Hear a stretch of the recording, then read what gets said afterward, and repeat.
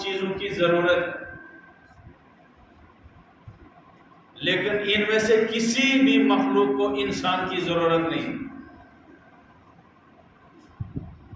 اگر انسان نہیں ہوگا تب بھی سورج اپنا کام کرتا رہے، انسان اگر نہ ہو تو ہوائیں تب بھی چلتی رہیں گی، انسان نہ ہو تو زمین تب بھی رہے گی، انسان نہ ہو تو دریا تب بھی چلتے رہیں گے، سورج، چاند، ستارے، ہوا، پانی، انسان نہ بھی ہو تب بھی یہ چلتا رہے گا سلسلہ۔ لیکن اگر یہ چیزیں نہ ہوں تو انسان کا کام نہیں چل سکتا ہے۔ اس لیے اللہ رب العالمین نے فرمایا وَخَلَقْنَا لَكُم مَّا فِي الْأَرْضِ جَمِيعًا، ہم نے زمین میں جو کچھ بھی رکھا ہے، اس کائنات میں جو کچھ بھی رکھا ہے، وہ محض اس انسان کے لیے رکھا ہے، اس انسان کے فائدے کے لیے رکھا ہے۔ انسان کو کس لیے رکھا ہے؟ وَمَا خَلَقْتُ الْجِنَّ وَالْإِنسَ إِلَّا لِيَعْبُدُونِ، انسانوں اور جنات کو اللہ تعالیٰ نے عبادت کے لیے پیدا کیا ہے، دوسری کسی بھی مخلوق کو اللہ تعالیٰ نے عبادت کے لیے پیدا نہیں کیا۔ لیکن اس کے باوجود وہ اللہ کی عبادت میں 24 گھنٹے مصروف ہے۔ وَإِن مِّن شَيْءٍ إِلَّا يُسَبِّحُ بِحَمْدِهِ وَلَكِن لَّا تَفْقَهُونَ تَسْبِيحَهُ، زمین و آسمان میں جو کچھ بھی ہے وہ اللہ کی حمد و ثنا بیان کر رہا ہے، لیکن تم ان کی تسبیح کو محسوس نہیں کر سکتے ہو۔ علماء نے لکھا ہے کہ اللہ تعالیٰ نے یہ نظام ایسا بنایا ہے کہ جیسے انسان نماز پڑھتا ہے تو قیام میں بھی ہوتا ہے، رکوع میں بھی جاتا ہے، سجدے میں بھی جاتا ہے، بہت ساری عبادتوں کا مجموعہ ہے، لیکن باقی جتنی مخلوقات ہیں ان کو اللہ تعالیٰ نے کسی کو قیام کی حالت میں رکھا ہے، جیسے پہاڑ ہیں، درخت ہیں، ان کو اللہ تعالیٰ نے قیام کی حالت میں رکھا ہے، کچھ کو اللہ تعالیٰ نے رکوع کی حالت میں رکھا ہے، جانور ہیں، چوپائے ہیں، یہ سارے رکوع کی حالت میں، کچھ کو اللہ تعالیٰ نے سجدے کی عبادت دی ہے، وہ سجدے میں ہے، زمین پر رہنے والی مخلوقات، سانپ ہے، بچھو ہے، کیڑے ہیں، ان کو اللہ تعالیٰ نے سجدے کی حالت میں رکھا ہے۔ تو یہ ساری مخلوقات اللہ تعالیٰ کی حمد و ثنا بیان کر رہی ہے، حالانکہ اللہ تعالیٰ نے ان کو عبادت کے لیے پیدا نہیں کی۔ اور عجیب بات ہے، 18,000 مخلوقات میں سے صرف ایک انسان ہے جو پیسے کماتا ہے۔ 18,000 مخلوقات میں صرف واحد ایک انسان ہے جو اپنے لیے پیسے کماتا ہے، کمائی کرتا ہے، باقی کوئی مخلوق پیسے نہیں کمائی۔ ان 18,000 مخلوقات میں صرف 2 مخلوق ایسی ہیں جو آج کھاتے ہیں تو کل کے لیے بھی ذخیرہ کر کے رکھتے ہیں، کل کے لیے ان کو ڈر ہے کہ کل ملے نہ ملے، ایک انسان ہے اور دوسری چیونٹی ہے، باقی کوئی مخلوق کل کے لیے نہیں جمع کر کے رکھتی۔ تو یہ ذخیرہ اندوزی صرف انسان کرتا ہے اور چمٹی کرتی ہے۔ اور اس 18,000 مخلوقات میں انسان ایک واحد مخلوق ہے جو وراثت چھوڑتی ہے۔ 18,000 مخلوقات میں انسان کے علاوہ کوئی مخلوق ایسی نہیں ہے جو پیچھے وراثت چھوڑتی ہے، جس کو یہ ڈر ہو کہ میرے مرنے کے بعد میرے بچے کیا کھائیں، میرے پڑوسی کیا کھائیں، میرے نواسے کیا کھائیں، میری نسل در نسل آگے کیا کھائے گی۔ یہ صرف انسان کو فکر ہے اپنی وراثت کی۔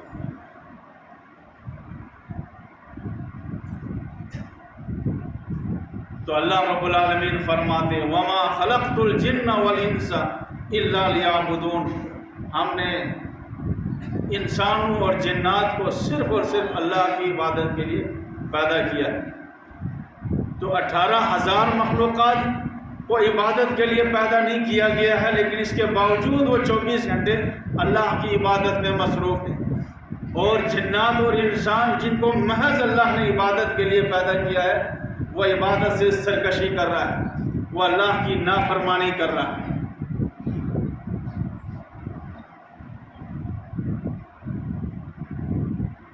انسانوں میں سے ایک طبقہ ایسا ہے جس نے اپنی زندگی کا مقصد صرف دنیا کو بنا لیا ہے، پیسے کمانا، راحت اور آرام کا سامان پیدا کرنا، لائف اسٹینڈرڈ کو اچھا بنانا، اچھا مکان بنانا، اچھی ڈگری حاصل کرنا، اچھا عہدہ طلب کرنا، موت کے بعد کیا ہوگا کیا نہیں اس سے ان کو کوئی لینا دینا نہیں۔ ایک طبقہ ایسا انسان ان کے سامنے حشر و نشر کی باتیں، قیامت کی باتیں، یہ سارا ان کے سامنے فضول اور لغو باتیں۔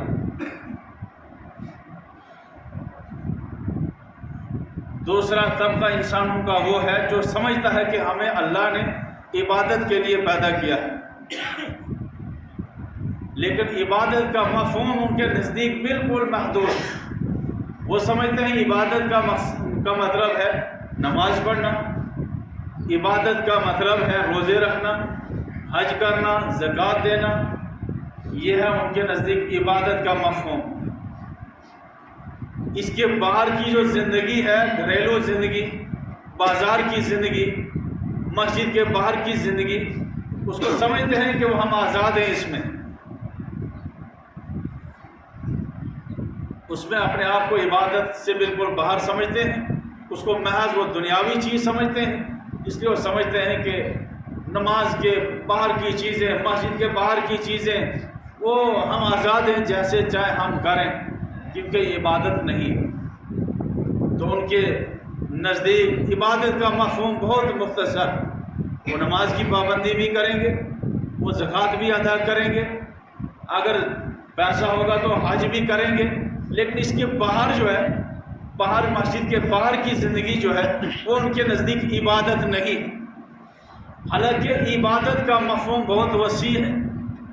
اللہ اور اللہ کے رسول کے احکامات کو ان کی مرضی کے مطابق کرنا، یہ عبادت ہے۔ دکان میں بیٹھ کر اللہ اور اللہ کے رسول کے بتائے ہوئے طریقے کے مطابق تجارت کرنا، یہ عبادت ہے۔ پارلیمنٹ میں، اسمبلیوں میں اللہ اور اللہ کے رسول کے طریقے پر سیاست کرنا، حکومت کرنا، یہ محض عبادت ہے۔ معاملات اللہ اور اللہ کے رسول کی مرضی کے مطابق، ان کے طریقے کے مطابق نبھانا، یہ عبادت ہے۔ انسان کی 24 گھنٹے کی زندگی عبادت ہے۔ مسجد کے اندر اور مسجد کے باہر بھی جو زندگی گزارتا ہے، وہ عبادت ہے۔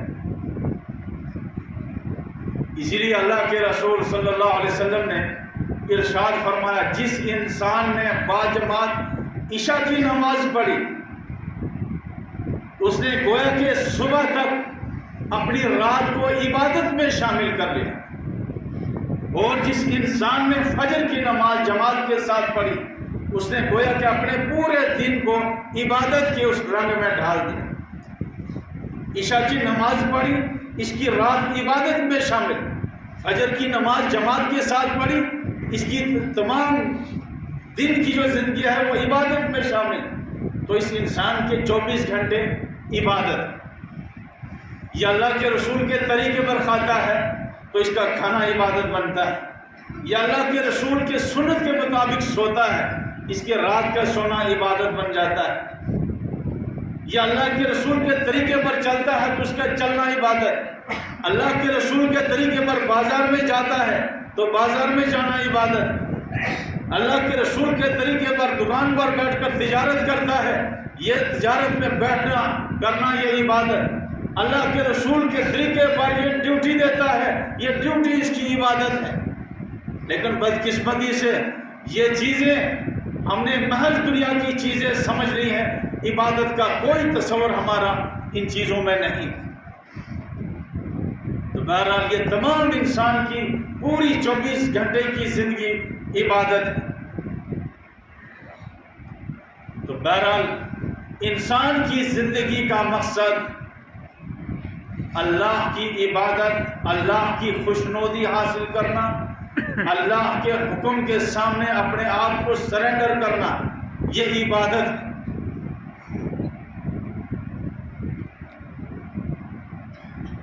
تو ہم میں سے اکثریت ایسے لوگوں کی ہے جو منہ سے کہتے بھی ہیں کہ ہمیں اللہ نے عبادت کے لیے پیدا کیا، لیکن 24 گھنٹے کی زندگی ان کو بتا رہی ہے کہ وہ آخرت فراموش ہے، انہوں نے اپنی زندگی کے مقصد کو بھول دیا۔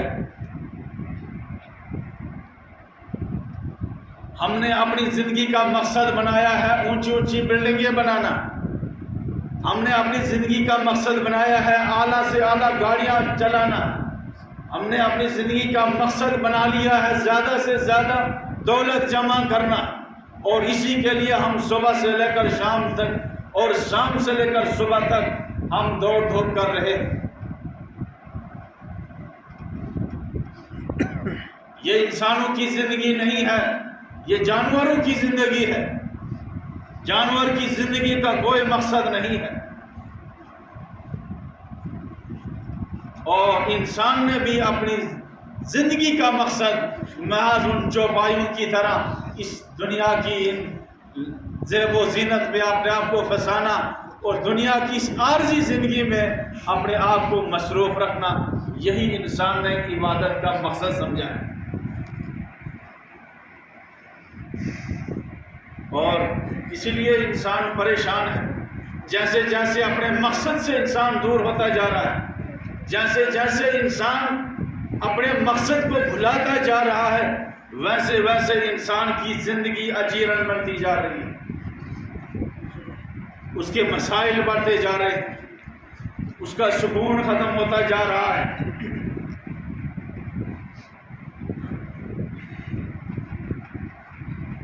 ہمارے پڑوسی ملک میں ایک بہت بڑے عالم ہے، ایک عبرتناک واقعہ انہوں نے لکھا ہے اپنی کتابوں میں۔ کہتے ہیں ایک مرتبہ میرے پاس ایک خاتون آئی، میری اہلیہ کے پاس ایک خاتون آئی ایک مسئلہ پوچھنے کے لیے۔ پردے میں جب وہ آئی تو پہلے اس نے کافی دیر تک رویا، اور ایسے رویا جیسے ایک انسان ماتم پر روتا ہے۔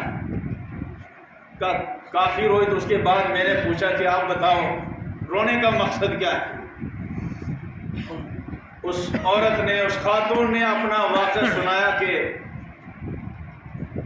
میرا شوہر بہت بڑی دولت کا مالک ہے، کئی ساری ملوں اور کارخانوں کا مالک ہے، لاکھوں روپے اس کی دن کی انکم ہے، وہ مجھے ماہانہ 50,000 روپیہ خرچے کے لیے دیتا ہے، لیکن میں بہت بڑی مشکلات میں پھنسی ہوئی ہوں کہ میرا مہینے کا خرچہ پورا نہیں ہو رہا ہے 50,000 روپے میں۔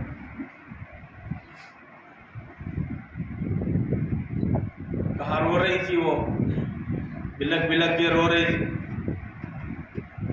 تو میں نے اس کو کہا کہ میری بہن، بظاہر آپ کی بے چینی ختم ہونے والی نہیں لگتی مجھے، آپ کا شوہر آپ کو 50,000 تو کیا، اگر وہ لاکھ روپے بھی دے گا، اگر وہ 5 لاکھ روپے بھی مہینے کا دے گا، تب بھی تیری پریشانی ختم ہونے والی نہیں لگتی مجھے۔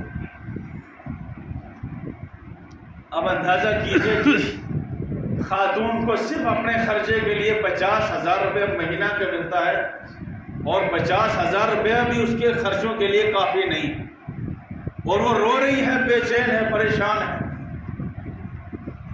میں نے کہا میری بہن، بظاہر تمہاری پریشانی مجھے ختم ہوتی ہوئی دکھائی نہیں دے رہی،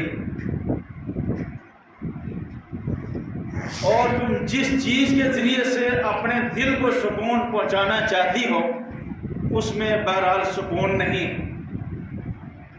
کہا تم نے اللہ کو ناراض کیا ہے،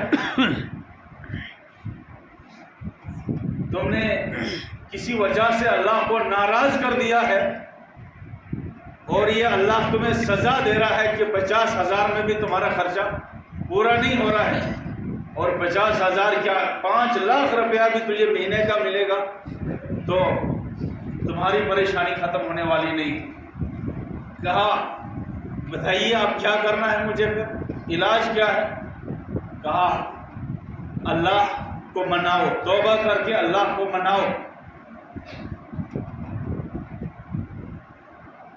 3 مہینے کے بعد وہ خاتون پھر آئی اور کہنے لگی کہ پیر صاحب 15,000 میں میرا خرچہ پورا ہو رہا ہے اور 35,000 روپیہ میں غریبوں، یتیموں اور ضرورت مندوں میں 35,000 روپیہ میرا لگ رہا ہے۔ ہاں میں نے اب گھر میں ٹی وی جو تھا اس کو بھی دیکھنا چھوڑ دیا، شوہر کی نافرمانی بھی چھوڑ دی، میں نے اب پردے کی پابندی بھی کی، نماز بھی میں نے شروع کر دی۔ اب الحمدللہ 15,000 روپے میرا خرچہ ہو رہا ہے اور 35,000 روپیہ میرا ضرورت مندوں میں خرچ ہو رہا ہے، اور میں الحمدللہ بہت سکون کی زندگی اب گزار رہی۔ بظاہر ہم نے بھی دولت کو کمانا، پیسہ جمع کرنا، عالی شان بلڈنگیں بنانا، بہترین گاڑیاں خریدنا، ہم نے اس لیے ان چیزوں کو جمع کیا تھا تاکہ ہمارے دل میں سکون پیدا ہو، لیکن ہمارا سکون ختم ہوتا جا رہا ہے، ہماری بے چینی بڑھتی جا رہی ہے، اس لیے کہ اللہ تعالیٰ کا فرمان ہے وَمَنْ أَعْرَضَ عَنْ ذِكْرِي فَإِنَّ لَهُ مَعِيشَةً ضَنْكًا، جو ہمارے ذکر سے اعراض کرے گا، ہماری عبادت سے بھاگتا رہے گا، فَإِنَّ لَهُ مَعِيشَةً ضَنْكًا، اس کی زندگی کو ہم اجیرن بنا دیں گے، اس کی زندگی کو ہم پریشان کر دیں گے، اس کی زندگی کو ہم تنگ دست بنا دیں گے۔ بظاہر پیسہ بہت آ رہا ہوگا، بظاہر دولت بہت جمع ہو رہی ہوگی، بظاہر گاڑیاں بھی ہوں گی، بظاہر ہواؤں میں اڑ رہا ہوگا انسان، بظاہر وہ اونچے بستر پر سو رہا ہوگا، بظاہر زندگی گزارنے کے تمام آلات اور اسباب اس کے سامنے موجود ہوں گے، لیکن اس انسان کا سکون اللہ تعالیٰ ختم کرے گا، اس کی بے چینی کو اللہ تعالیٰ بڑھا دے گا۔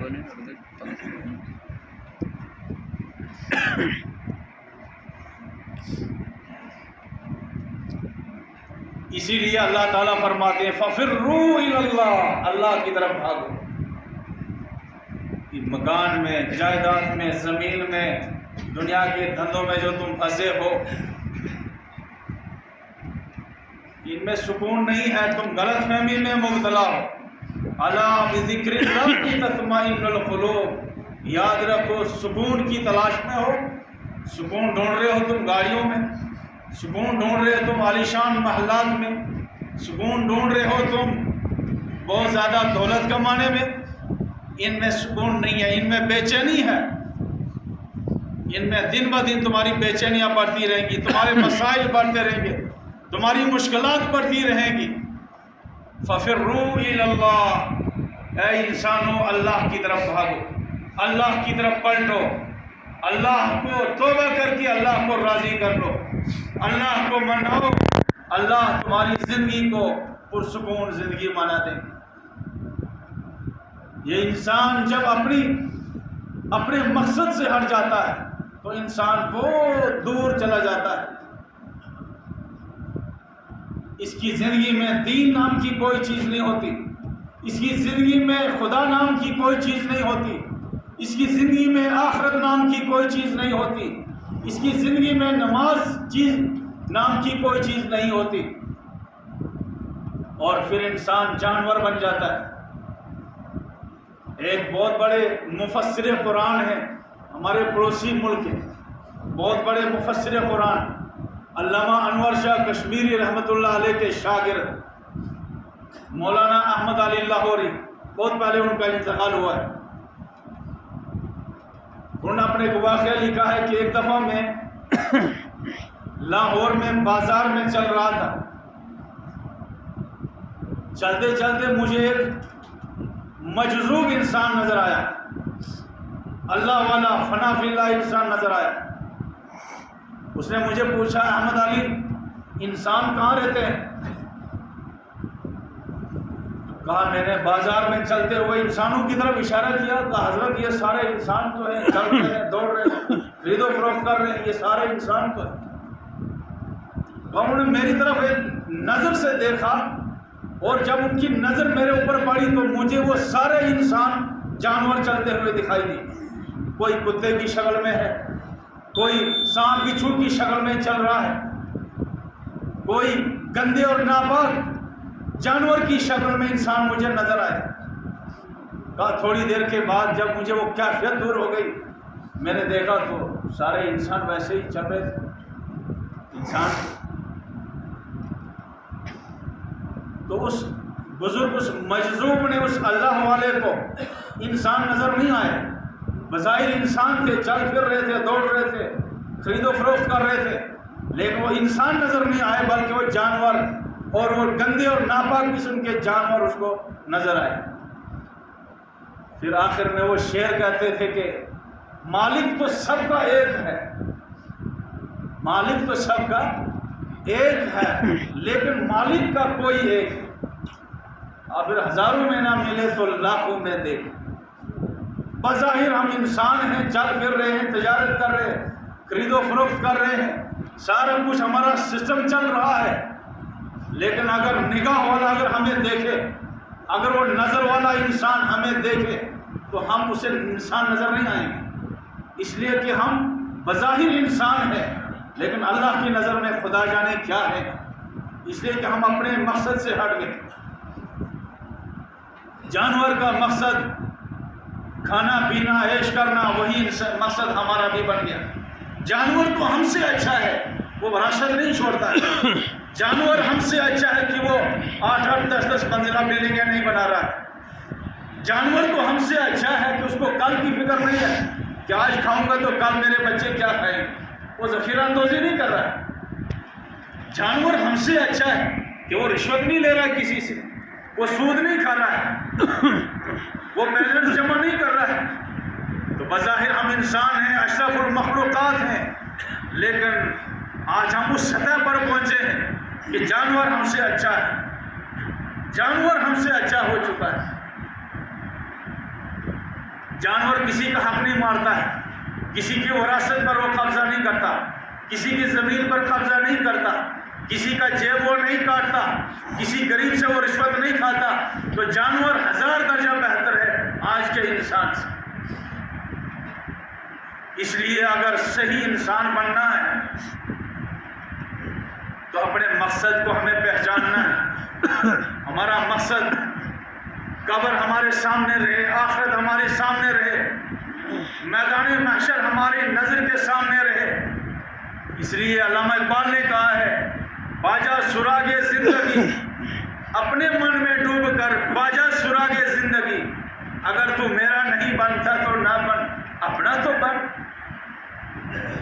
باجا سراغ زندگی، اپنے من میں ڈوب کر باجا سراغ زندگی۔ ذرا اپنے آپ سے سوال کرو، اپنے گریبان میں جھانکو، ذرا اپنے دل سے سوال کرو کہ اے انسان، تجھے اللہ نے کس لیے دنیا میں پیدا کیا ہے؟ اے انسان تجھے تو کل مرنا ہے۔ اے انسان تیری زندگی میں نماز نہیں ہے، تیری زندگی میں قرآن کی تلاوت نہیں ہے، تیری زندگی میں اللہ کا ذکر نہیں ہے، تیری زندگی میں اچھائی نہیں ہے، سچائی نہیں ہے، انہیں مرنا ہے۔ کم سے کم اپنے سے سوال کرو۔ ہم آپ میں سے ہر انسان اپنے آپ سے سوال کرے کہ انسان کس لیے اللہ نے مجھے دنیا میں بھیجا ہے؟ مجھے مرنا ہے، مجھے اللہ کے سامنے جانا ہے، مجھے جواب دہی کرنی۔ تو جب اپنے گریبان میں جھانکیں گے، اپنے من میں جب ڈوبیں گے تو پھر ہم زندگی کا سراغ ہمیں ملے گا، زندگی کا رخ ہمیں ملے گا، ورنہ ہم بھٹکتے رہیں گے۔ اس ملک کا ایک بڑا اسکالر اس نے کہا ہے کہ a person without religion just like a ship without order. A person without religion just like a ship without order. ایک انسان کی زندگی میں اگر دین نہ ہو تو وہ اس انسان کی زندگی اس کشتی کی طرح ہے جس کا کوئی راڈر نہیں ہوتا ہے، جس کا راڈر نہیں ہوتا ہے، جس کا کنٹرول کسی کے ہاتھ میں نہیں ہوتا ہے، یا ایک اس پتنگ کی طرح ہے جس کی رسی کٹ جائے اور وہ ہوا میں کبھی درخت کے ساتھ ٹکراتا ہے، کبھی بلڈنگ کے ساتھ ٹکراتا ہے، کبھی کسی پتھر اور چٹان کے ساتھ ٹکراتا ہے، در در کی ٹھوکریں کھاتا ہے۔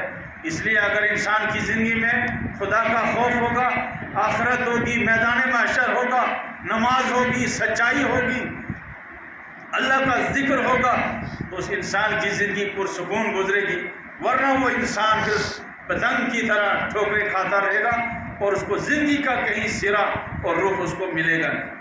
بہرحال اللہ تعالی ہم سب کو سمجھ عطا فرمائے اور اپنی زندگی کا مقصد ہمیں